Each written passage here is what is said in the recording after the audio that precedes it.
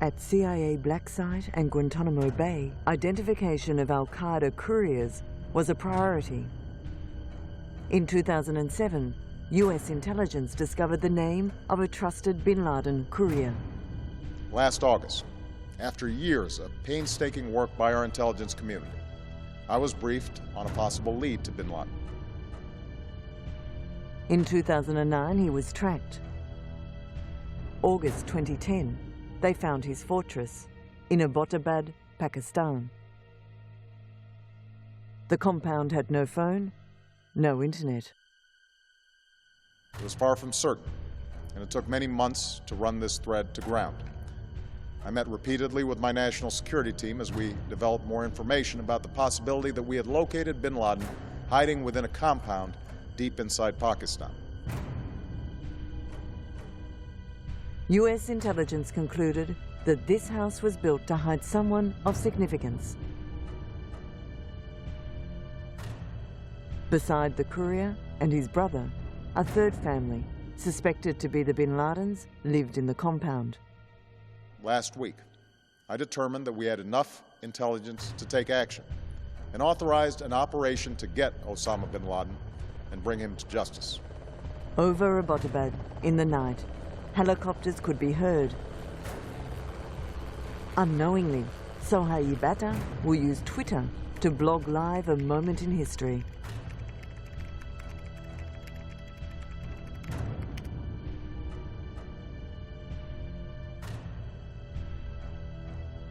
Today, at my direction, the United States launched a targeted operation against that compound in Abbottabad, Pakistan. When President Obama gave the order, a small group of Navy SEALs wearing night vision goggles blast their way into the compound.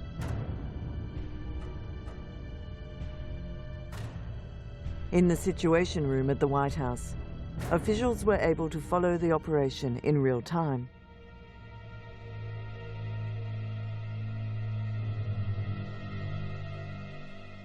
A firefight erupts.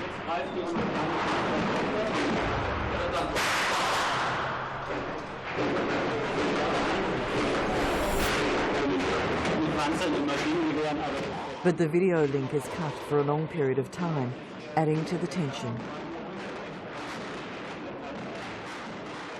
The operation will last 40 long, heart-stopping minutes.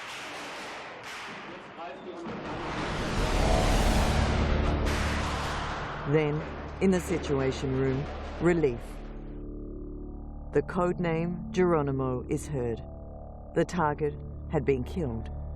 Tonight, I can report to the American people and to the world that the United States has conducted an operation that killed Osama bin Laden, the leader of al-Qaeda, and a terrorist who's responsible for the murder of thousands of innocent men, women, and children.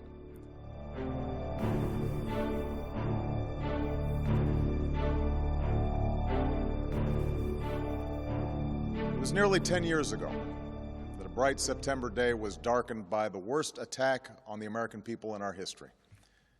The images of 9/11 are seared into our national memory.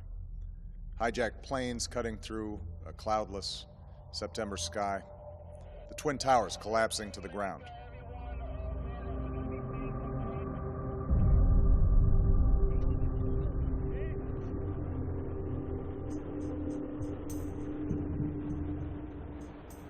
Black smoke billowing up from the Pentagon, the wreckage of Flight 93 in Shanksville, Pennsylvania, where the actions of heroic citizens saved even more heartbreak and destruction.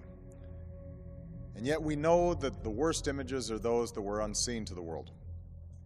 The empty seat at the dinner table, the children who were forced to grow up without their mother or their father, parents who would never know the feeling of their child's embrace, nearly 3,000 citizens taken from us, leaving a gaping hole in our hearts.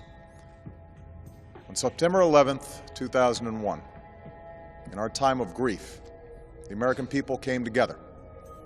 We offered our neighbors a hand, and we offered the wounded our blood. We reaffirmed our ties to each other and our love of community, and country. On that day, no matter where we came from, what God we prayed to, or what race or ethnicity we were united as one American family. We were also united in our resolve to protect our nation and to bring those who committed this vicious attack to justice. The September 11 attack shocked Americans. America had been the target of terrorist attacks in the past, but most of them happened overseas. These attacks were seen as isolated cases by Americans. That perception will change on 9/11, when it became clear that America was now a target. Soon after the attack, Al-Qaeda and Osama bin Laden were blamed. America had been attacked and was not likely to give up without a fight. The deliberate and deadly attacks which were carried out yesterday against our country were more than acts of terror. They were acts of war. This will require our country to unite in steadfast determination and resolve. Freedom and democracy are under attack. The American people need to know we're facing a different enemy than we have ever faced. This enemy hides in shadows and has no regard for human life. This is an enemy who preys on innocent and unsuspecting people, then runs for cover. But it won't be able to run for cover forever. This is an enemy that tries to hide, but it won't be able to hide forever. This is an enemy that thinks its harbors are safe, but they won't be safe forever. This enemy attacked not just our people, but all freedom-loving people everywhere in the world. They think freedom is our vulnerability. It is our strength. We will need that strength in the days ahead. Throughout our proud history, we have met every challenge, and we will meet this challenge. The 9/11 attacks were carried out by a small group of fanatics.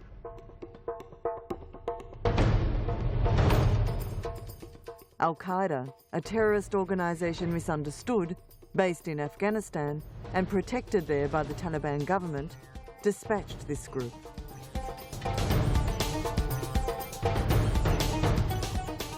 In Afghanistan, Al-Qaeda was able to provide training to some of the suspected 9/11 terrorists, including Mohammed Atta. Mr. Speaker, the President of the United States.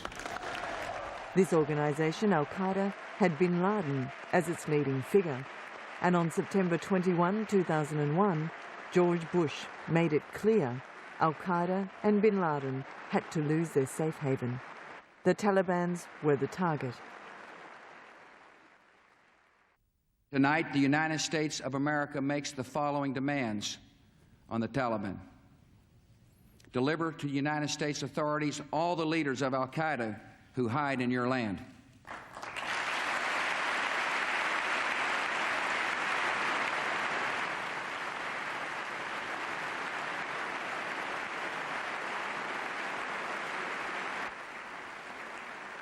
Release all foreign nationals, including American citizens you have unjustly imprisoned.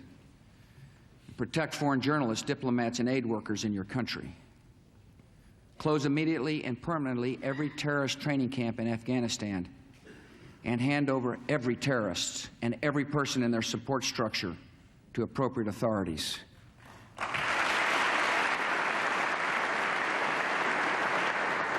Give the United States full access to terrorist training camps so we can make sure they are no longer operating.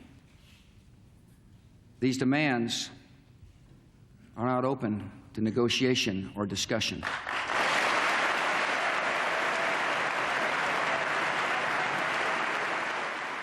With that address to the Congress, Bush will shape its presidency.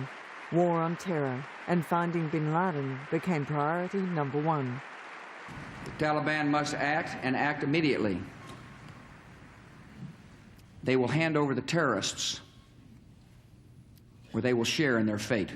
Tonight, a few miles from the damaged Pentagon, I have a message for our military. Be ready. I've called the armed forces to alert, and there is a reason. The hour is coming when America will act, and you will make us proud. Al-Qaeda, the Taliban, and bin Laden had been warned. Surrender or face the full force of the US Army. The next day, the Taliban rejected this ultimatum, stating there was no evidence in their possession linking bin Laden to the September 11 attacks. After the refusal of the Taliban regime to meet Bush demands, the US government quickly launched military operations in Afghanistan. My message is for everybody who wears the uniform, get ready.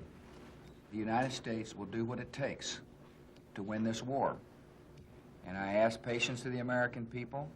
There's no question in my mind we'll have the resolve.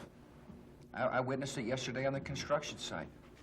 Behind the sadness and the exhaustion, there is a desire by the American people to not seek only revenge, but to win a war against barbaric behavior, people that hate freedom and hate what we stand for. And this is an administration that is going to dedicate ourselves to winning that war.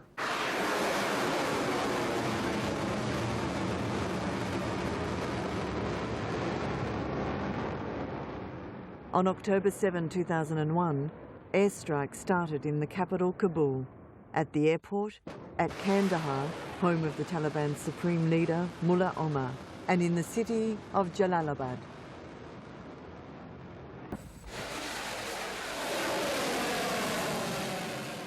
Later that day, President Bush confirmed the strikes on national television.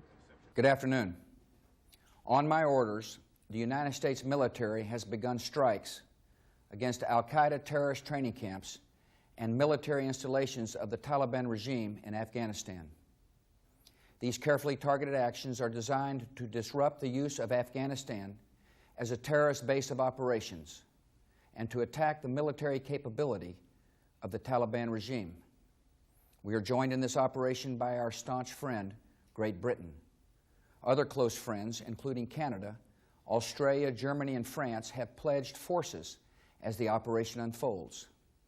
More than 40 countries in the Middle East, Africa, Europe, and across Asia have granted air transit or landing rights. Many more have shared intelligence. We are supported by the collective will of the world. More than 2 weeks ago, I gave Taliban leaders a series of clear and specific demands. Close terrorist training camps, hand over leaders of the al-Qaeda network, and return all foreign nationals, including American citizens unjustly detained in your country. None of these demands were met. And now, the Taliban will pay a price. By destroying camps and disrupting communications, we will make it more difficult for the terror network to train new recruits and coordinate their evil plans. These brutal attacks are as horrendous terrorist act as anywhere else in the world. America will never achieve its political goals by launching horrendous attack on the Muslim people of Afghanistan. The Islamic Emirate of Afghanistan has always chosen the faith of tax, the faith in the way of tax, and reasons to solve problems. But America has always chosen the militaristic approach. A pre-recorded videotape of Osama bin Laden was released before the attacks, in which he condemned any attacks against Afghanistan. In early October, 82-year-old Afghan Yunus Khalis, who controlled a large part of the country's east, including the city of Jalalabad and the cave complex at Tora Bora, offered bin Laden and the al-Qaeda leaders a safe sanctuary. Carlos and bin Laden had known each other since the 1980s, when Afghan Mujahideen's battles against the Soviet Union. Bin Laden accepted Carlos's offer and arrived in Jalalabad in early November. Americans and NATO focused the strikes on and around the cities of Kabul, Jalalabad and Kandahar. Following the first few days of bombing, most Taliban and al-Qaeda training sites were destroyed or severely damaged. The campaign then focused on command, control and communication targets, which weakened the ability of the Taliban forces to communicate. When the bombing around Jalalabad intensified, bin Laden fled into the caves of Tora Bora, south of the regional capital. Bin Laden knew the region well. Years earlier, he helped build the complex, and it is believed that some of al-Qaeda's training camps were situated in those mountains. In late November, days after bin Laden had arrived in the area, US intelligence tracked him to Milawa, just below the peaks of Tora Bora. An airstrike was called. For 60 hours, B-52s and F-15s bombed the area.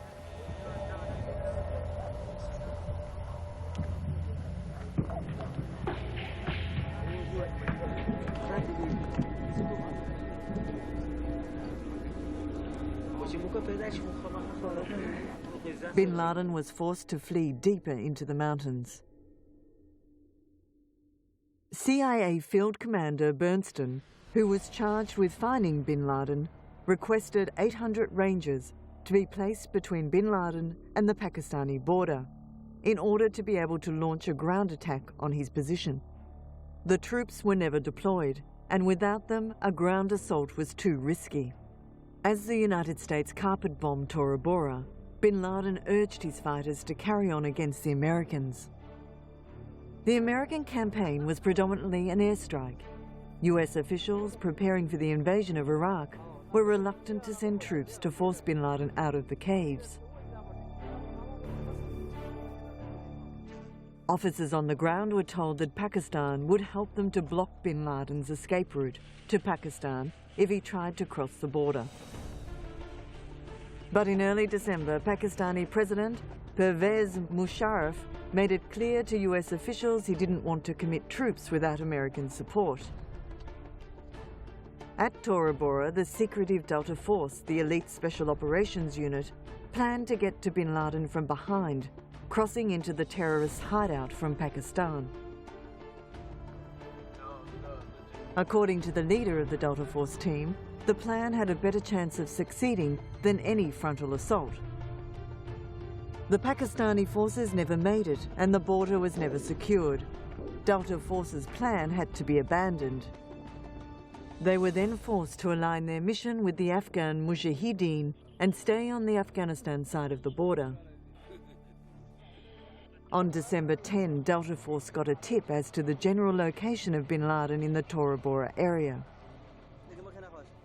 30 members of the team launched an assault on the position, but when some soldiers were abandoned by their Afghan allies behind enemy lines, the team stopped its advance and aborted the mission.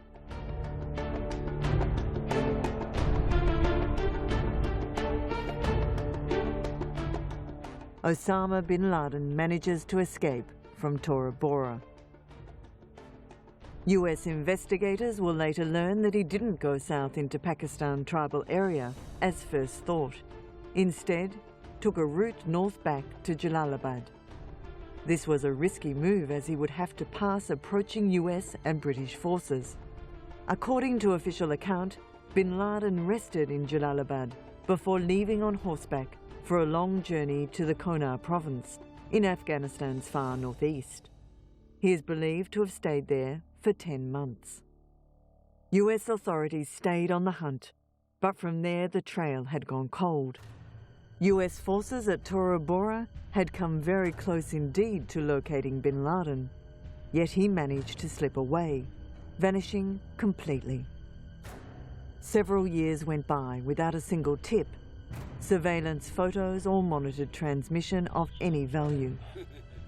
Tora Bora taught the Americans a lesson. It was a bad idea to rely on Afghans or Pakistanis to capture or kill bin Laden. After Tora Bora, the Americans knew that next time an occasion to capture bin Laden arose, they will do it themselves. The Battle of Tora Bora will reinforce the mythical figure of bin Laden that started more than 30 years ago.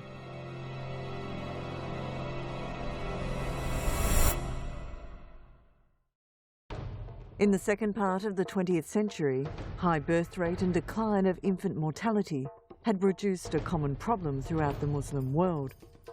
A large, steadily increasing population of young men without any reasonable expectation of suitable employment, a sure sign of possible social turbulence. Many of these young men were the product of secular and religious schools. The education system devoted little, if any, attention to the rest of the world. Frustrated in their search for a decent living, unable to benefit from their education, some of these young men became easy targets for radicalization. A decade of conflict in Afghanistan, from 1979 to 1989, will give those young men a rallying point and training field. A communist government in Afghanistan gained power in 1978, but was unable to establish lasting control. At the end of 1979, the Soviet government sent in a military unit to ensure that the country would remain securely under Moscow's influence. The response was an Afghan national resistance movement, the Mujahideens, which defeated Soviet forces.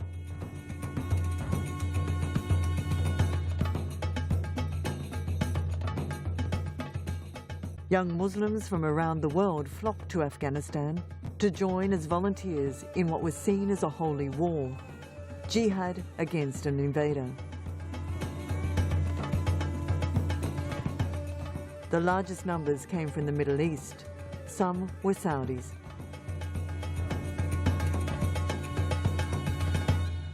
Among them was Osama bin Laden. 23 when he arrived in Afghanistan in 1980, bin Laden was the 17th of 57 children of a Saudi construction magnate. By some accounts, he had been interested there in religious studies, inspired by tape recordings of fiery sermons by Abdullah Azzam, a Palestinian and a disciple of Qutb. Though he took part in at least one actual battle, bin Laden became known as a person who generously helped fund the anti-Soviet jihad.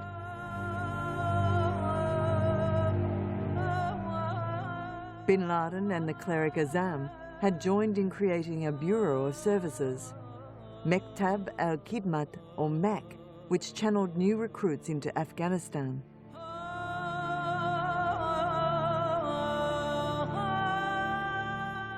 The international environment for bin Laden's efforts was ideal. Saudi Arabia and the United States supplied billions of dollars worth of secret assistance to rebel groups in Afghanistan fighting the Soviet occupation.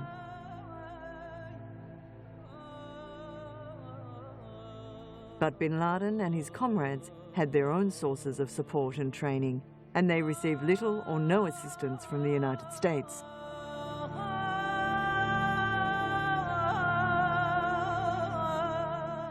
April 1988 brought victory for the Afghan jihad.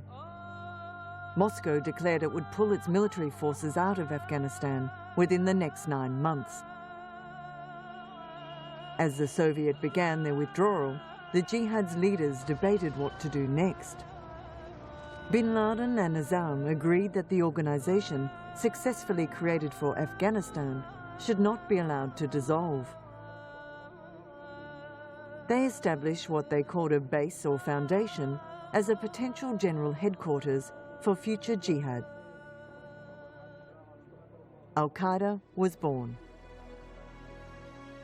After the war, many foreign mujahideens stayed in Afghanistan and took Afghan wives.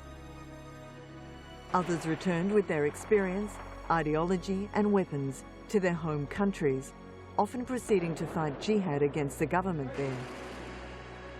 The most extreme case was Algeria, where the jihadis fought the government in a bloody civil war that cost more than 150,000 lives.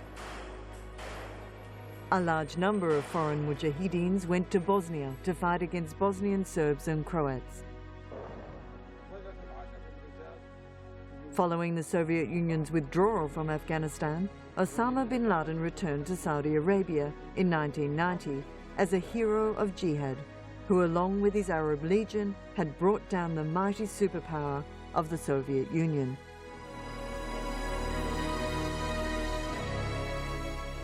In August 1990, Iraq invaded Kuwait.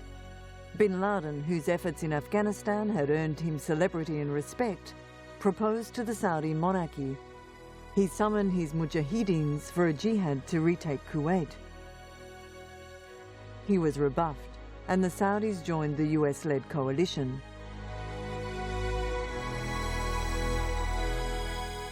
After the Saudis agreed to allow US armed forces to be based in the kingdom, Bin Laden and a number of Islamic clerics began to publicly denounce the arrangement. The Saudi government exiled the clerics and undertook to silence Bin Laden by taking away his passport.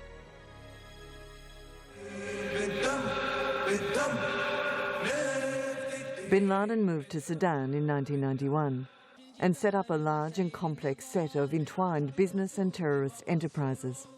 Meanwhile, al-Qaeda finance officers and top operatives used their positions in Bin Laden's businesses to acquire weapons, explosives and technical equipment for terrorist purposes. Bin Laden began delivering threats against the United States before he left Saudi Arabia. He continued to do so after he arrived in Sudan.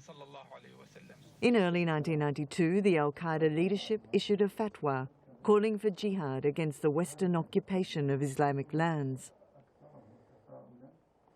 Bin Laden will become a leading figure for many young Muslims.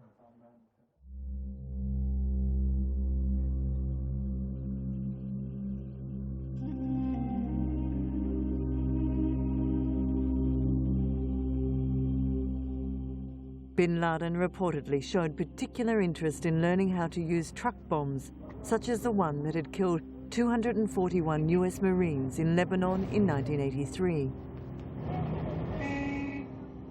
The blast led to the withdrawal of the international peacekeeping force.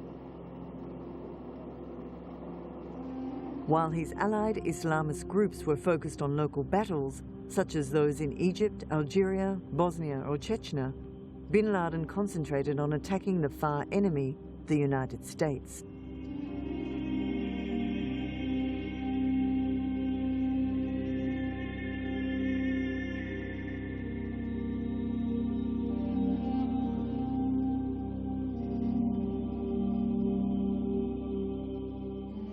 After US troops deployed to Somalia in late 1992, al-Qaeda leaders formulated a fatwa demanding their eviction.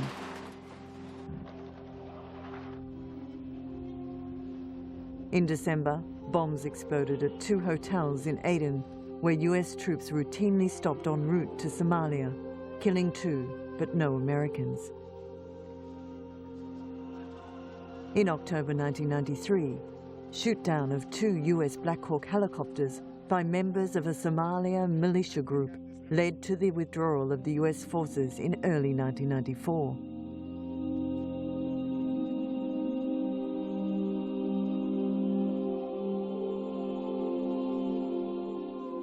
Bin Laden's ideas worked.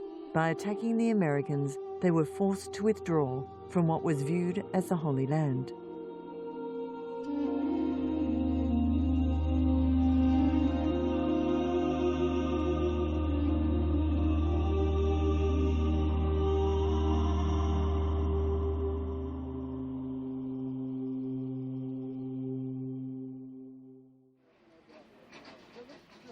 In June 1996, an enormous truck bomb detonated in the Khobar Towers residential complex in Dhahran, Saudi Arabia, that housed US Air Force personnel.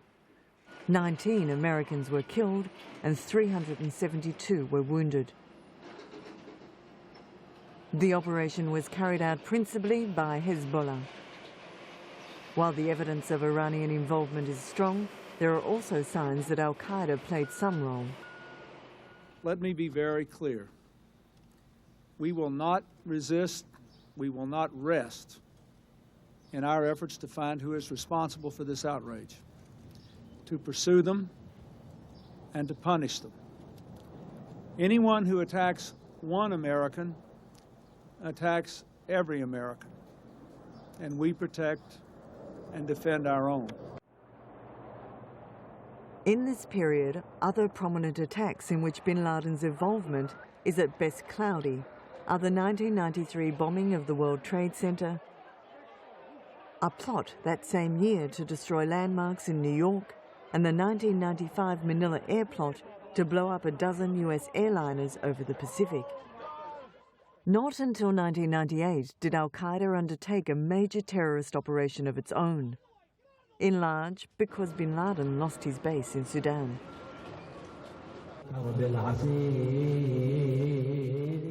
He returned to Afghanistan on a chartered plane and flew to Kabul before settling in the Nazm Jihad compound in Jalalabad, after being invited by Abdul Razul Saif, leader of the Islamic Union for the Liberation of Afghanistan.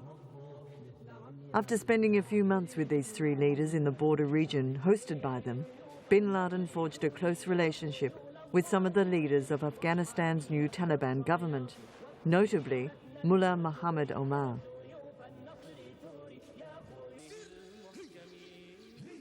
Bin Laden supported the Taliban regime with financial and paramilitary assistance, and in 1997 he moved to Kandahar, the Taliban stronghold.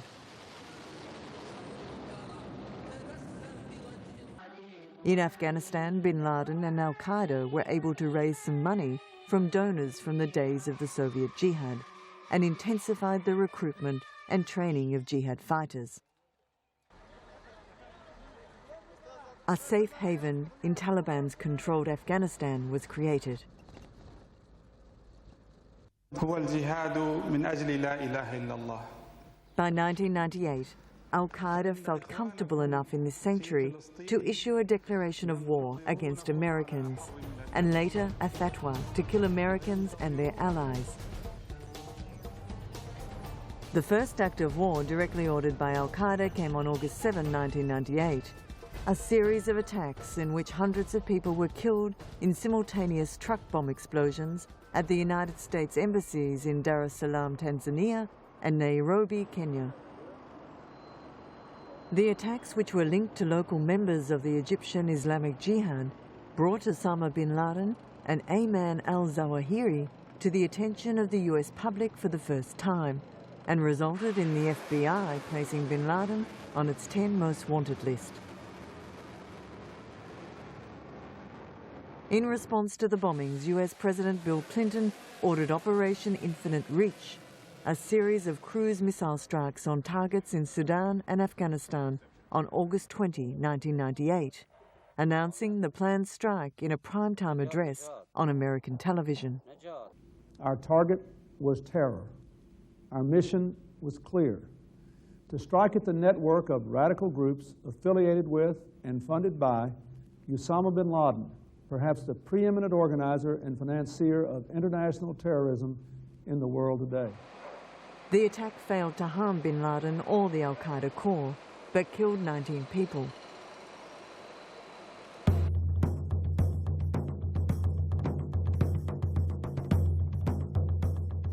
On October 12, 2000, USS Cole was in Aden Harbour for a routine fuel stop. A small craft approached the port side of the destroyer, and an explosion occurred, putting a 40 by 40 foot gash in the ship's port side. 17 sailors were killed, and 39 others were injured in the blast. Terrorists are determined to intimidate and prevent the United States from pursuing our worldwide national security interests, and they will continue to tenaciously look for exposed seams in our force protection armor. The attack was organized and directed by bin Laden. Inspired by the success of the attack, Al-Qaeda Commandment Corps began preparing an attack on the American soil.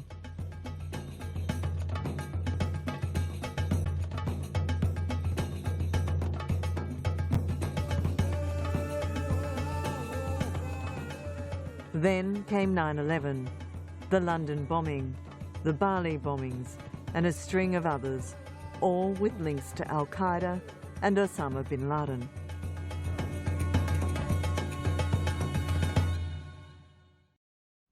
In Tora Bora, failure by the United States to commit enough US ground troops to hunt him led to his escape. A few months after Tora Bora, as part of the preparation for the war in Iraq, the Bush administration pulled out many agents that had been searching for bin Laden in Afghanistan. In America, frustration was mounting over the long search.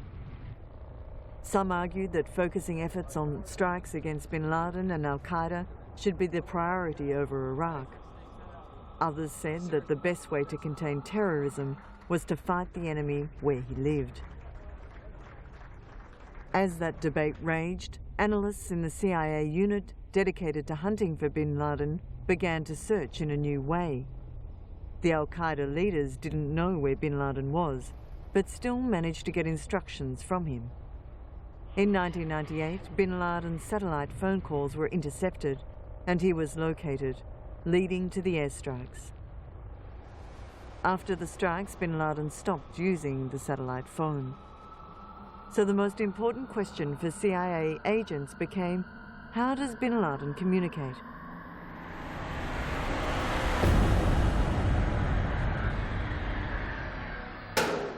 Meanwhile, in Afghanistan, many Al-Qaeda fighters were found, arrested and transferred to CIA black site and Guantanamo Bay.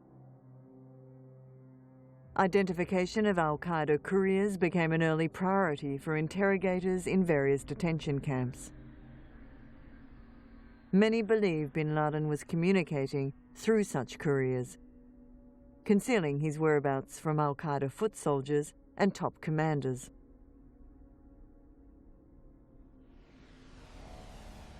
By 2002, interrogators had heard unsupported claims about an Al-Qaeda courier with the war name Abu Ahmed al-Kuwaiti. After his arrest, Khalid Sheikh Mohammed, the alleged mastermind of 9/11, revealed under interrogation that he knew al-Kuwaiti, but that he was not active in Al-Qaeda.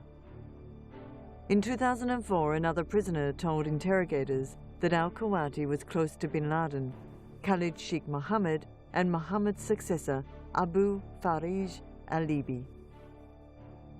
He also revealed that al-Kuwaiti had not been seen in some time. US officials began to suspect that he might be traveling with bin Laden. When confronted with the prisoner account, Khalid Sheikh Mohammed maintained his original story. Abdul Faraj al-Libi was captured in 2005 and transferred to Guantanamo in September 2006.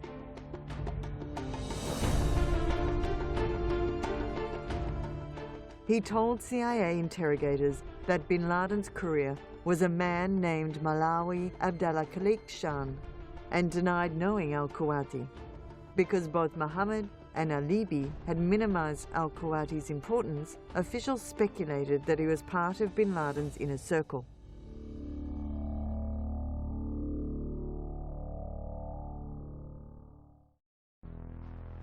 In 2007, officials learned al-Kuwaiti's real name, but did not disclose it. In 2010, the CIA intercepted a phone conversation between another suspect and al-Kuwaiti. They located al-Kuwaiti in August and followed him to a large, newly built compound in Abbottabad, Pakistan. Surveillance photos and intelligence reports were used to determine the identities of the inhabitants of the Abbottabad compound. In September, it became clear that the compound was custom built to hide someone of significance, very likely bin Laden.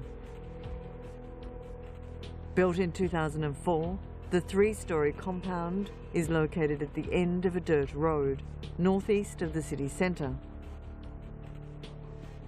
Located on a large plot of land, it is surrounded by a 12 to 18-foot concrete wall topped with barbed wire.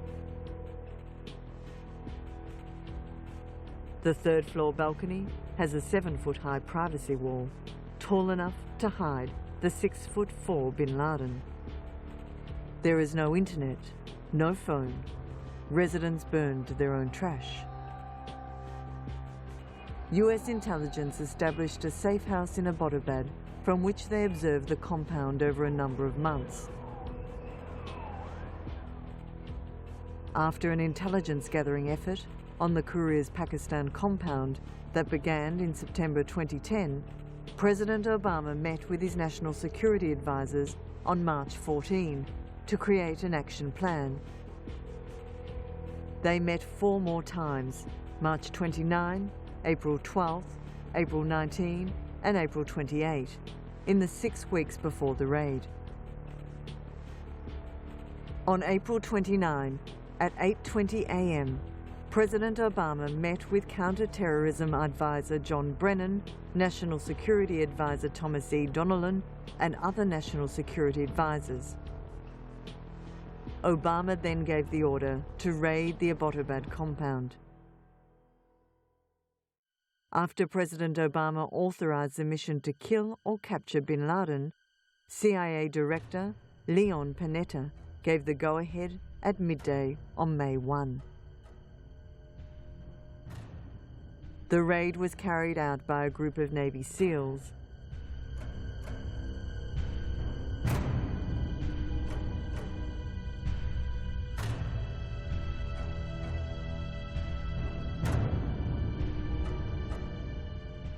The SEALs flew into Pakistan from a base in Afghanistan. They were armed with assault rifles, night vision goggles and handguns.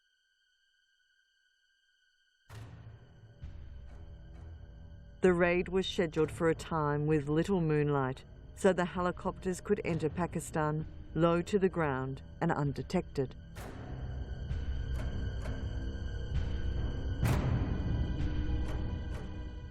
At approximately 1 a.m. local time, the SEALs breached the compound's walls using explosives.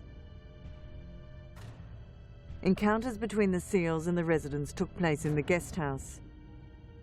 In the main building on the 1st floor was where 2 adult males lived. On the 2nd and 3rd floors was where bin Laden lived with his family. The 2nd and 3rd floors were the last section of the compound to be cleared. In addition to Osama bin Laden, 3 other men and a woman were killed in the operation. The SEALs encountered several women and children during the raid. They restrained them with plastic handcuffs or zip ties and left them in place until the raid was over, at which point they were moved outside for Pakistani forces to discover. While bin Laden's body was taken by US forces, the bodies of the 4 others killed in the raid were left behind at the compound. Bin Laden and the SEALs encountered each other on the 2nd or 3rd floor of the residence. The SEALs quickly followed him into his room and shot him. He was later found to have 500 euros and 2 phone numbers stitched into his clothes.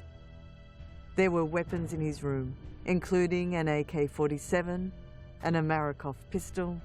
However, bin Laden himself was not armed, but nonetheless resisted capture before being shot.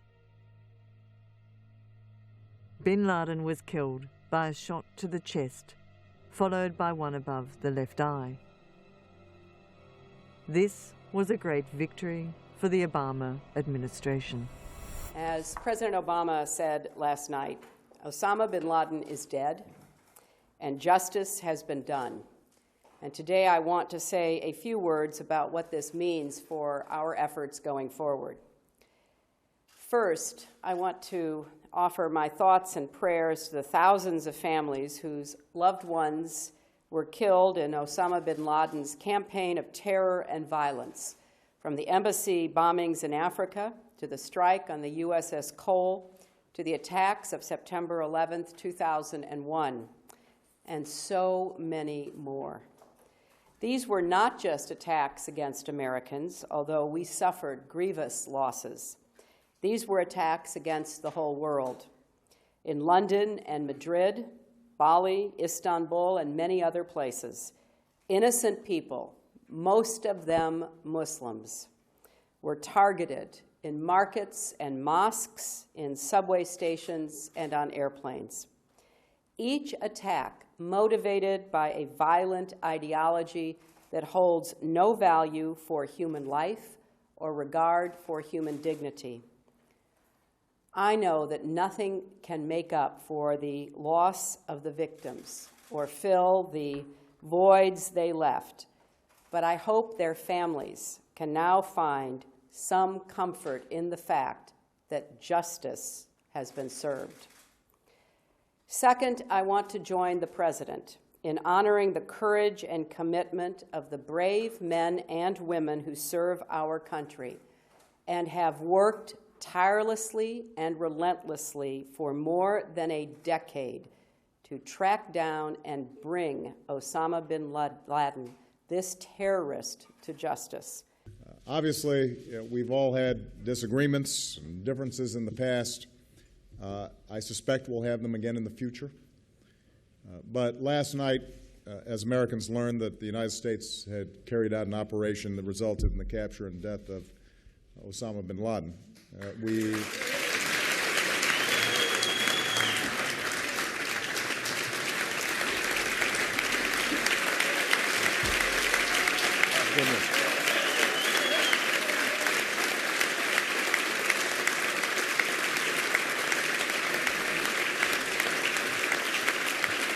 Thank you.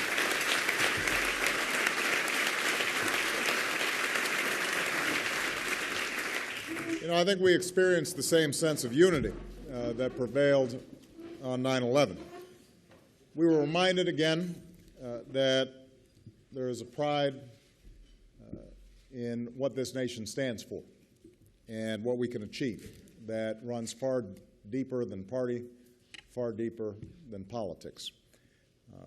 I want to again recognize the heroes who carried out this incredibly dangerous mission, as well as all the military and counterterrorism professionals who made the mission possible. Many believe that bin Laden should have been brought to justice. His death left many questions unanswered. Is the world now a safer place? Do the West, and particularly the United States, need to fear reprisals? Was there an opportunity to get bin Laden alive in order to trial him and possibly get some answers? All we know is bin Laden is not the leader of Al-Qaeda anymore, but Al-Qaeda still exists.